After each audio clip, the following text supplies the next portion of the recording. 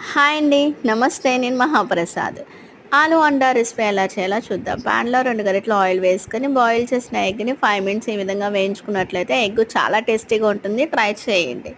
2 మిర్చి, 3 ఆనియన్స్‌ని పీసెస్‌లా కట్ చేసి, ఒక స్పూన్ సాల్ట్ వేసుకొని బాగా కలిపి మూత పెట్టుకోండి. 10 మినిట్స్‌కి ఆనియన్స్ బాగా కుక్ అయిపోతాయండి స్మూత్‌గా.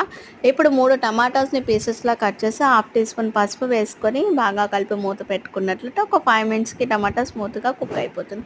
ఇప్పుడు బాయిల్ చేసి పెట్టుకున్న పొటాటోస్‌ని పీల్ తీసి చిన్న చిన్న ముక్కలుగా కట్ చేసుకొని కుక్ అయిన టమాటాకి యాడ్ చేసుకుంటే సరిపోతుందండి. 2 స్పూన్స్ చిల్లీ పౌడర్ యాడ్ చేసి బాగా కలుపుకొని, ఒక గ్లాస్ వాటరు గ్రేవీ కోసం యాడ్ చేసుకొని, మనం ప్రిపేర్ చేసి పెట్టుకున్న ఎగ్‌ని యాడ్ చేసుకుంటే సరిపోతుందండి. తగినంత కొత్తిమీర, మీ టేస్ట్‌కి తగినట్లుగా సాల్ట్ యాడ్ చేసుకుంటే చాలండి.